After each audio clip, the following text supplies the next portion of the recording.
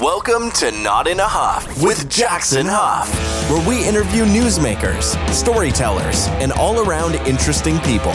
Sit back, relax, unless you're driving, and enjoy the show.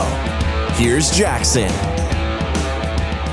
Hello. I am Jackson Huff. This is Not in a Huff. Thanks so much for joining me.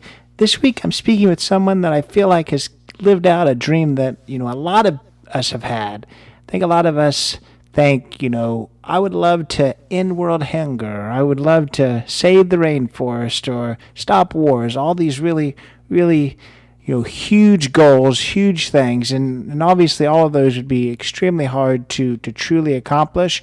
But working every day towards that is exactly what Danny Blue is doing. All of those are a lifetime's work, so it's not that he's doing all of them. The one that he is focusing on here, for the most part, is saving the rainforest. We'll get to a little bit of how ending world hunger is something kind of there too. But it was just a really fascinating conversation. I spoke with, like I said, Danny Blue, who is the founder of OMA, which stands for 1 Million Acres. Essentially, it is a company who builds bracelets that are crafted by artisans in the rainforest in Ecuador and Brazil and a lot of different places in South America.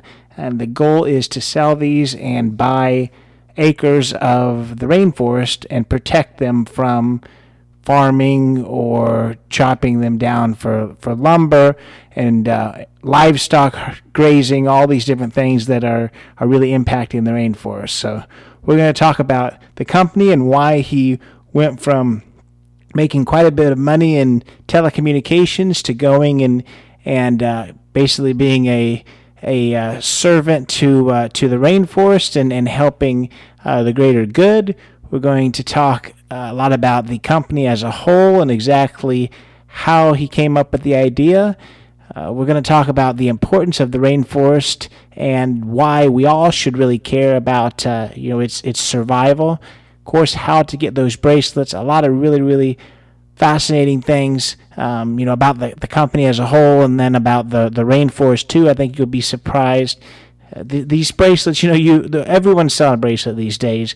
These are quite a bit different between, hiring local artisans to create them, having zero things in the packaging, the bracelet, the shipping, anything that is creating any kind of carbon. It's completely carbon neutral. It's actually the more than carbon neutral. It's actually not just offsetting, but it's actually doing a lot more than just that. We'll talk about that. Just a fascinating story on how Danny Blue became exactly what he is today, which is someone who is making a lot of impact for all of us. So without further ado, here is my interview with Danny Blue. I'm here today with Danny Blue. Danny, how are you? I'm doing well. Thanks for having me. Yeah, thanks for joining me. I really appreciate it. So, we're kind of going to get right into it. You're doing some really amazing things with your organization, but I want to kind of ask. I know that it stands for 1 million acres, but but you shortened it. Do you just still say OMA or is it OMA or what are we doing? Yeah, good question. So it is pronounced OMA. OMA does stand for 1 million acres is kind of the acronym, but yeah, I suppose, I don't know. I guess as I continue to grow and build the brand, if it becomes more and more problematic for people to know what to call it, I may have to do some reconsidering because I do get asked that a lot. But yeah, it's either OMA or 1 million acres. Well, yeah. In a lot of, I guess, languages and stuff, OMA can mean like grandma. So I feel like it kind of works even with that context. So I kind of like it. It's funny that you say that because that is actually an intentional part of why it is called OMA. So, knowing that OMA stands for grandmother or means grandmother in multiple languages, it really speaks to what it is that we're doing, protecting Mother Earth and, the grandmother energy in a lot of these indigenous communities is really something that is kind of core in what we're doing to bring to light a lot of the wisdom of the indigenous communities that we support. So Absolutely. Yeah. And I want to get into the mission of OMA here in just a second, but let's just hear a little bit more about Danny Blue. Tell us just a little bit about you outside of the organization. So outside of OMA, which has really taken on a large part of my identity, as I'm sure anybody that's an entrepreneur will kind of understand, I am a father of 6-year-old twins, which is my greatest role. They are my greatest teachers, and again, anyone that has kids will know what I'm talking about. I'm a pretty avid environmentalist, outdoor nature lover, animal lover. So those things all kind of play into how I got into wanting to start something to help protect the planet and the rainforest specifically. But yeah, I mean, I spent the better part of my adult career in the corporate world. I'm in Los Angeles now, or really Orange County, Southern California. I grew up in Georgia though, and came out here about 20 years ago. So I've been in Southern California for about 20 years. And, I bounced around quite a bit when I first got out here trying to figure out what it was I wanted to do, and then kind of landed in the corporate world, was doing the corporate grind for a good, 7 years, really the majority of which I spent working in sales and like the telecom industry. And, I found a lot of success in those roles, especially, the 1 year towards the end of my time in corporate America, I was doing really well, making a lot of money, finding a good bit of just professional success, but I just wasn't fulfilled. There was something that I wasn't sure what it was specifically that was calling me in a different direction. I kind of took the leap of faith at the end of my corporate path, which was really strange because at the time I was, making more money than I ever had. I had worked myself into a position where I didn't actually even have to do that much to bring in this money because, I had all these residual commissions coming in from accounts that I had built. But anyway, like I said, there was just a calling. And I think a lot of times on the entrepreneurial journey, a lot of people talk about just kind of knowing, they know what they were meant to do, and they leave the safety and security of whatever job they were at and they go do it. And for me, it didn't really work out that way. I didn't know what it was I was meant to do.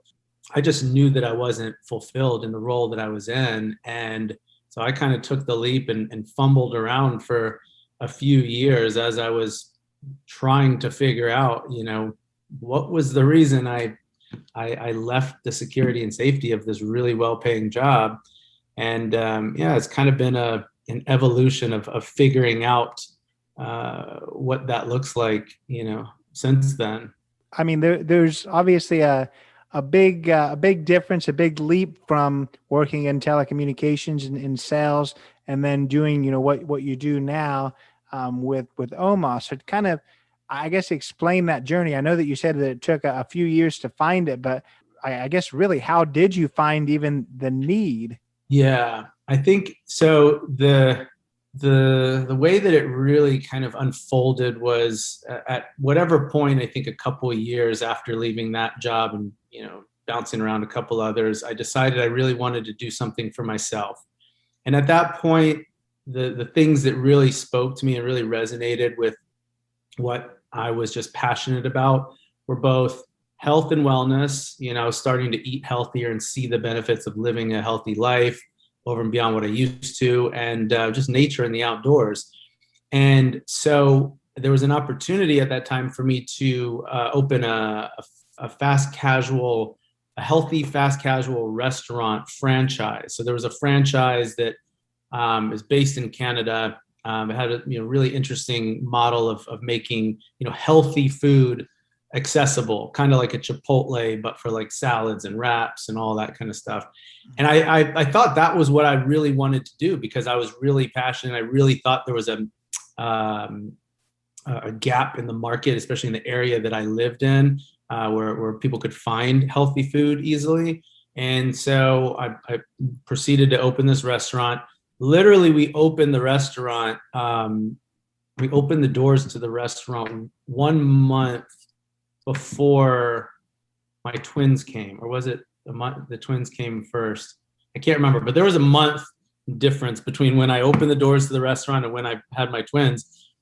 So that first year was like, it's pretty much erased from my memory. Like I have no recollection of that year spent, opening and running this restaurant 24/7 with newborns at home. But at the end of the day, that ultimately became such a grind that I realized that wasn't what was really passionate about. So fortunately, I was able to sell the restaurant and kind of take a passion of mine that I did have at the time, which was I was supporting an organization called Rainforest Trust.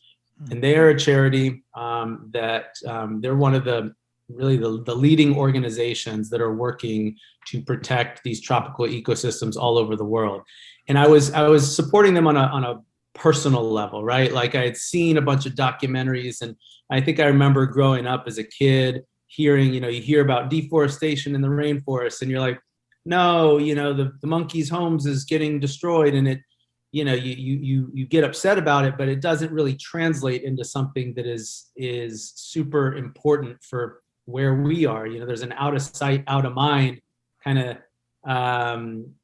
connection to the rainforest for a lot of people because we don't live in close proximity to them, not realizing that it's a really foundational ecosystem as a part of the collective whole of our the global ecosystem of our planet. So I started seeing documentaries that really highlight, how important these rainforests are and what's actually happening down there around the destruction and the exploitation. And that really got me, I think, inspired to want to just help in some way. So I became a personal, regular monthly donor to this organization that was doing the good work. And somewhere along the lines, the entrepreneurial spirit kicked in, and I was like, well, seeing how this organization is able to purchase and protect an entire acre of rainforest in a lot of these areas. I mean, it fluctuates the cost depending on the areas, and it can fluctuate pretty significantly. But on average, on the low end, they can purchase and protect an acre of rainforest for as little as a couple dollars. And that's when the light bulb kind of went off, and I was like, well, all these companies that have built one-for-one give back social enterprises that are like, buy like Tom's shoes, buy a pair of shoes, we'll donate a pair. I'm like, $2 to save an acre of rainforest, or roughly that. If you could have saving an acre of rainforest be the give back, that would be amazing. So like that was the spark. Right? I didn't know what the product was. I didn't know what the vehicle for this was. I just knew that as much as people, complain and gripe about capitalism and consumerism and all the things about that's what's causing the destruction of the planet, the reality is this is how humans are programmed. And yes, I do think that there's a conversation that needs to happen around overconsumption because it's a big part of the problem. But to try and just eradicate all the problems by saying everybody stop consuming, not going to happen anytime soon. So instead, what I'm thinking is, how do we instead take human behavior, the psychology of humans to want to consume and purchase things, and instead funnel that into an area where the resources from those contributions can actually be going towards helping instead of destroying the planet. And so, yeah, that was like the initial spark. I was kind of like, okay, I want to build something that is a one-for-one, buy one, save an acre. And it wasn't always what it is now. Like when I first started this, there was a different name for the company. There was different products. I was kind of selling things that were more geared towards the yoga industry. And then it was really after I had an opportunity to go down to Peru and Ecuador and connect in with these indigenous communities that live there and really learn more about the plight of the indigenous communities and how they're being exploited by these extractive industries that are coming in and, destroying the rainforest and sucking out oil and mining for gold and all the things, while these indigenous communities get nothing. And learning that a lot of that is just because there's just a lack of opportunities for the indigenous tribes to earn a living themselves. So a lot of times they're just having to accept these payments from these companies, or even a lot of times, very strangely and ironically, some of them will go work for some of these companies, not because they want to, but there's nothing else that they have to support themselves. So that's when I was like, okay, how do we create something that can give the power back to the indigenous communities, give them an opportunity to, utilize their native skills to earn a living, while at the same time helping to fund the protection of the same areas that they live in. Yeah, for sure. And you briefly mentioned it, but just the impact of the rainforest, on the whole globe, because it is right, out of sight, out of mind. A lot of people think that, but I know, back when last year or the year before, when all the huge fires in Brazil, we were, learning about just how big the impact of the rainforest is on the whole world. So can you kind of speak just a little bit about why, regardless of whether we think it affects us, that it really does? Yeah. So, I mean, the Amazon rainforest alone is, and there's many different studies and statistics that have been quoted on the different metrics here, and they fluctuated, over time. But for the roughly speaking, that the Amazon rainforest alone is responsible for generating 20% of the oxygen of the earth, as well as being home to 20% of the fresh water, our fresh water supply. A lot of people will argue a lot of times about the oxygen statistic, because it is true that the Amazon, the amount of oxygen that the Amazon produces is the majority of it is actually consumed right back into the ecosystem of the rainforest. But the rainforest, in its healthy state, in which it is producing enough oxygen so that it can self-sustain, is helping to regulate our global weather, within the ecosystem itself. It's regulating the rain patterns and our global weather patterns.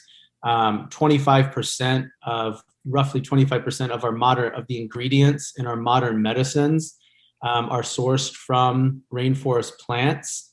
So when you think about it, I mean, and I mean, just countless amounts of various different types of foods and plants that come into play for our global food system as well, let alone the staggering number of species and animals that call the rainforest home, that are being wiped out and are going extinct every day due to the exploitation of the areas.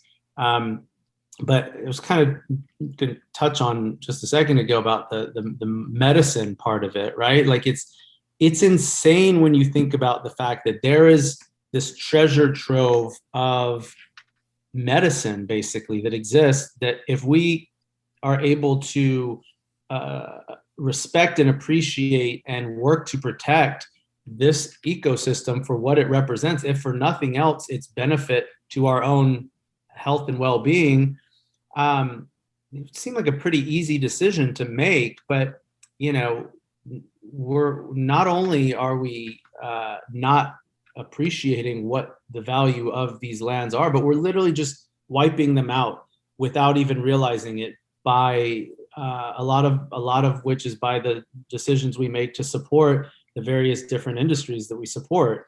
One of the main ones being animal agriculture. A large part of deforestation in the rainforest is caused by the animal agriculture, beef production industry in countries like Brazil. So yeah, it's truly one of the most important ecosystems we have. the sheer amount of carbon that it helps store from the atmosphere as well. A lot of times people don't realize, these these ecosystems are carbon sinks. These trees are storing carbon, within the roots and in the soil. And so when these trees are cut down, we're not only losing, an oxygen producing, carbon capturing machine, but that carbon that was previously stored by those trees is then released back into the atmosphere. So yeah, there's a ton of reasons why we should be working to protect these ecosystems instead of destroying them. Yeah, no, for sure. So tell us just a little bit about, based off of, you're telling us kind of the issue, but tell us what 1 million acres is doing to help with that. I know that you talked about, saving an acre at a time. So exactly how are you doing that through OMA? Yeah, so the way that our business model works is we sell bracelets, right? Our bracelets are handmade by indigenous artisans in the Ecuadorian Amazon, and the part of our initiative where we're employing and empowering these indigenous communities with fair trade, reliable work, that in itself is already creating a pretty significant ripple effect in the ability to protect these lands just by getting indigenous communities working and supporting themselves. Because a lot of times, what you'll find is that, like I said before, a lot of times these indigenous communities will resort to resource extraction themselves. So sometimes the illegal logging that's happening out there is done by indigenous people that are just looking for ways to pay their bills, put food on their table. So by creating these economic opportunities, we're kind of we're stopping the bleeding, if you will, a little bit on that side of the conversation. The part that's really much more significant, though, is really the lands that are being sequestered by these large extractive oil and logging industries because they have money. And so what we do, how we're saving an acre with every bracelet sold, is the organization that we support is called Rainforest Trust. And the way that they work is, they will come in and they'll be like, let's say there's a 5 million acre plot of land that they are, that has been designated off and auctioned off, is being auctioned off for purchase by the local governments. And, so Rainforest Trust will come in and raise the necessary funds to purchase that entire plot of land. And when we say purchase, it's not being purchased and owned by Rainforest Trust, the organization. It's actually titled to the local communities, with part of the funds that were raised actually being designated towards, educating and empowering the locals on how to make sure that these lands stay protected. People will always ask, well, how can you be sure that these lands aren't going to get destroyed? And the truth of the matter is, unfortunately, there's no way to guarantee that. I mean, there's always going to be illegal logging. There's always going to be illegal activities that are going on in this area. But the Rainforest Trust has one of the most effective models that has such a comprehensive take on conservation that involves, first taking the land and designating it as a protected area, and then having people that are employed to protect it on a daily basis. So yeah, that's kind of what we're doing. We're basically just supporting Rainforest Trust by donating a portion of the proceeds from the sale of every bracelet to the campaigns that they're working on. Right. And I assume some of I would more than assume, I'm sure that some of the other, costs of the bracelet are going towards, those local economies and those artisans, correct?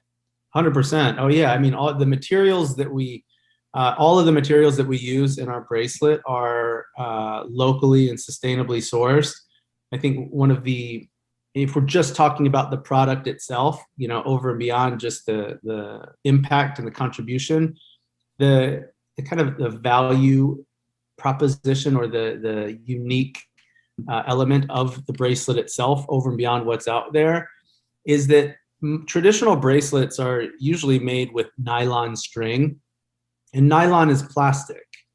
And even if companies use their fancy sustainable terms, and greenwashing is all over the place, but so if the plastic nylon string is recycled, that makes you feel good inside because it's recycled string. But the reality is you're still wearing a bracelet that has nylon string, which is made from plastic, which at some point is going to go back into the cycle of needing to end up in a landfill, at which point it was recycled at one point, but it's still plastic.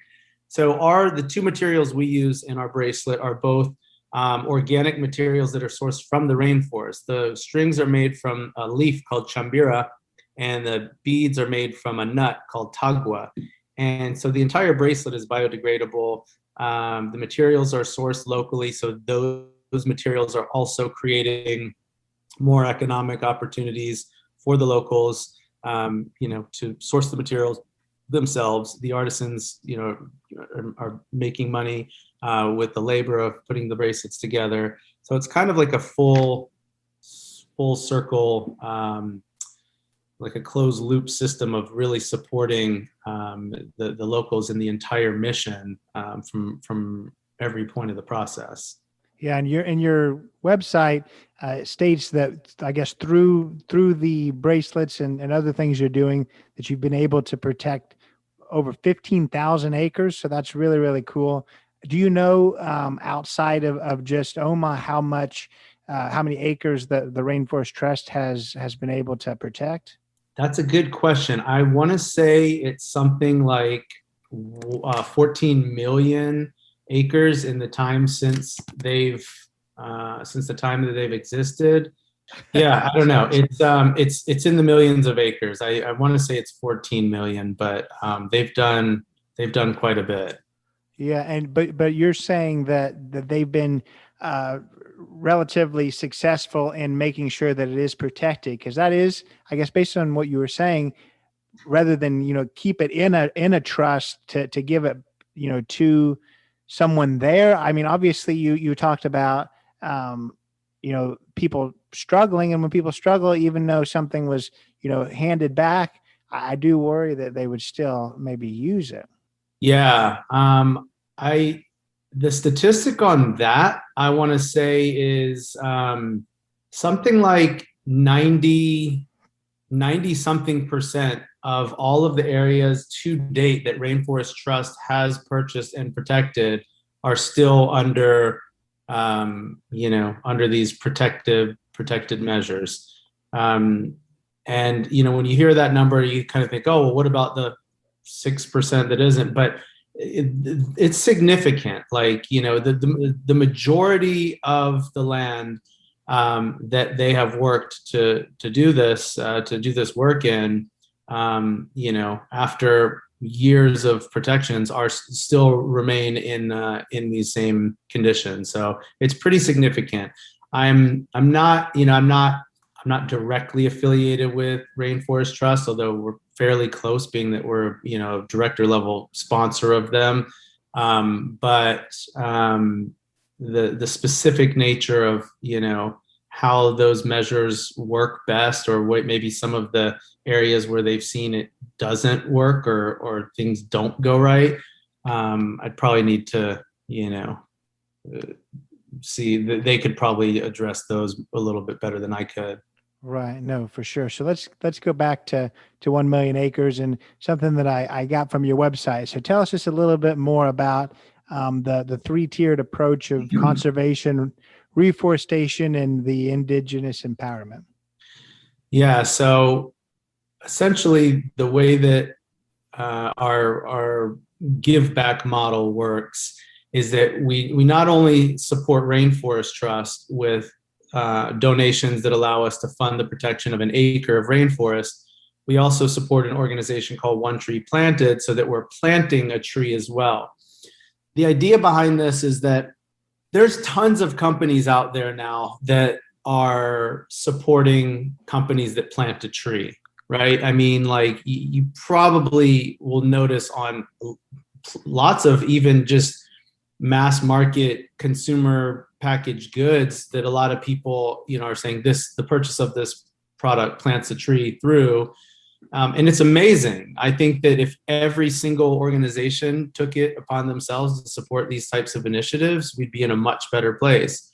Our mission, the reason why I started OMA, is because the rainforest is under a major threat right now of just being destroyed, at an extremely rapid rate. I think the current statistic is something like 5 football fields a minute, which is insane. And so I founded this company really with the main intention of conservation being the main goal of what it is we're trying to do. We have to protect the land that we do have still as soon as possible before we can just think that, we can replant our way out of the mess that we're in. Reforestation is huge. I mean, once lands have been destroyed, yes, it will take a long time for them to regenerate. They can with proper, with enough time and support, but we can't just, replant our way out of all this. So the idea is by utilizing this 3-tiered approach, which involves conservation. So we're saving an acre of land, reforestation, we're planting a tree in areas that have already been impacted, and indigenous empowerment, we're empowering the indigenous communities that are under the threat of exploitation. And in doing so, we're able to create a massive amount of impact with very little. And it's really like a full, comprehensive, holistic approach where we're securing land to put it under protection. We're helping to restore areas that have already been affected. And then we're giving the power back to these communities to allow them to do what they do best as the true stewards of these lands. Yeah. So tell us, you already kind of mentioned the non-nylon and then the components, but tell us just a little bit more about the bracelet and, the entire eco-friendliness of it. I read that it even has a plantable package. So. Yeah. So in really trying to stick to our core ethos of, trying to be as environmentally friendly and earth forward as we can, we developed a packaging for the bracelet as well. It's a zero waste plantable packaging. So the bracelet itself is already 100% organic, sustainable, eco-friendly, biodegradable. The bracelet then comes on this little paper packaging. The paper is made from a biodegradable seed paper, which allows you so you can plant it. It's embedded. The paper is embedded with wildflower seeds, and it's a non-invasive blend of wildflower seeds for those out there that know the potential issues of planting invasive species in certain areas. So it's a non-invasive blend of wildflowers. And so the idea is you get your bracelet, you take your packaging, there's even a little place you can write your own intention on, or a little vision or dream of yours on the packaging, and kind of plant the packaging with that written on it, let that grow through the flowers, and really kind of connect into the energy of, being connected into the whole mission of what it is that we're doing, reconnecting back to nature. And yeah, we use a eco-friendly recycled paper mailer to ship all our bracelets out. We've partnered with this organization called Sendle, which is a carbon offset shipping provider, which, our bracelets in itself are already carbon offset, being that, the impact of the saving an acre and planting a tree. But the fact that we're offsetting our shipping as well through the provider just makes it one step better, because I wouldn't want to have this be something where it's like the the impact of getting the bracelet shipped to you is offset by the work that we're doing, essentially neutralizing everything, and then it's just level. The whole point is that the impact is actually having a positive net impact on the planet, which utilizing this carbon neutral shipping service allows us to truly do that. So you've mentioned kind of that 1 million acres has went through a couple of different phases. So I mean, obviously you guys are doing really amazing things now, but what do you think the future holds for OMA? That's a good question. I ask myself that every day. And my vision for the company as we're continue to grow and scale, and especially nowadays with COVID and everything happening. I mean, everything is so up in the air, and it's just so hard to know. I literally just talked to my guy down in Ecuador. He's really helping me kind of project manage a lot of the things, since I have to do everything virtually. So a lot of things to consider. But within that, the goal is to really expand this, the impact that we are working to create globally. So my vision for this involves getting to expand our network of indigenous artisans into other countries, into other continents, and within those different new lines of bracelets that will be, more aesthetically designed around the particular cultures that are working with them, and then the give back supporting initiatives that are more local to those areas. Again, the big picture vision is a global network of artisans empowered to sell their artisanal jewelry, and those purchases going towards various different conservation campaigns all over the world. And even, and I say all over the world, even coming back to the States, there's plenty of indigenous tribes and communities here, and there's plenty of lands, here in the United States that are under the threat of exploitation and in need of conservation efforts as well. So, I would love for this to become, really a global brand where empowering of indigenous communities and conservation is essentially what we do across the board. So how did you, I asked one question to get to another one. How involved were you, I guess, on the ground to set this up? Were you in Ecuador and everything? I was in Ecuador. Yeah. Like I said, it was kind of during my travels there where I first witnessed what was going on in those communities, and seeing, the big pivotal moment for me was driving into the jungle to go stay with one of the local tribes called the Warani tribe, who are a big part of what we're doing. And seeing all of these oil pipes just lining the sides of these dirt roads all the way into the jungle. And, it's a pretty polarizing thing to see when you're in the jungle, maybe not when you're out in some, area where these industrial industries are expected, but in the most pristine, biodiverse ecosystem on the planet, to see just miles and miles of pipes. And then you get there and you get to the village, and there's this massive facility, I guess you call it, just this big fenced in area with this machine sucking oil out of the ground, one football field away from a remote indigenous village. It's like the Twilight Zone. It's how is this possible? I'm in the middle of the Amazon rainforest. What is this thing? Why is this here? So that was my on the ground kind of wake up call, I guess, if you will, that had me inspired to want to do something. And then since then, I've been working directly with the artisans, working on the materials and the designs. And unfortunately, for the past year or so, just coming on a year, I've had to pretty much manage everything virtually. Based on your explanation there, that's kind of perfect for the question that I have, where how did you get the buy-in from the indigenous people? Because I've heard, from other people it's kind of an odd dynamic where, other people are realizing issues sometimes in parts of the world, but the locals, they're in such, I guess, survival mode that sometimes they don't necessarily care as much about protecting, the land or the resource or the animals or whatever it is, as others do. Did you find that the case here, or are they as bought in on trying to protect the rainforest as maybe Oh your no, company is? they are extremely. I mean, there's some parts of the specific tribe that we're working with that are extremely active in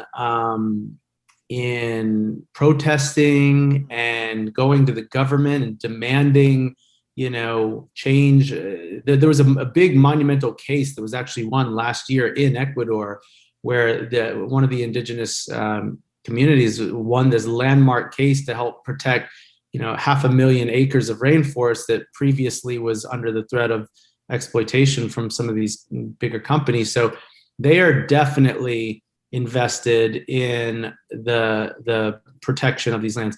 Maybe on a smaller scale, like if people might be referring to, like, they don't have a problem, hunting and killing animals, for food, or cutting trees down to help sustain themselves. But that's more on like a very symbiotic relationship, right? On a larger scale, they are concerned. But I think that, even to that point, though, I think that the buy-in for what I'm doing right now with the artisans and the bracelets is less about, like, I think that I don't know if they care as much about the fact that I'm donating a portion of the proceeds to organizations that are helping to protect the rainforest. I mean, that certainly, I'm sure, lights up their spirit and makes them happy to do this work and be a part of this. But for the most part, it's really more about being given an opportunity to earn a living, So if this was nothing else other than, we sell bracelets that help artisans rise out of poverty,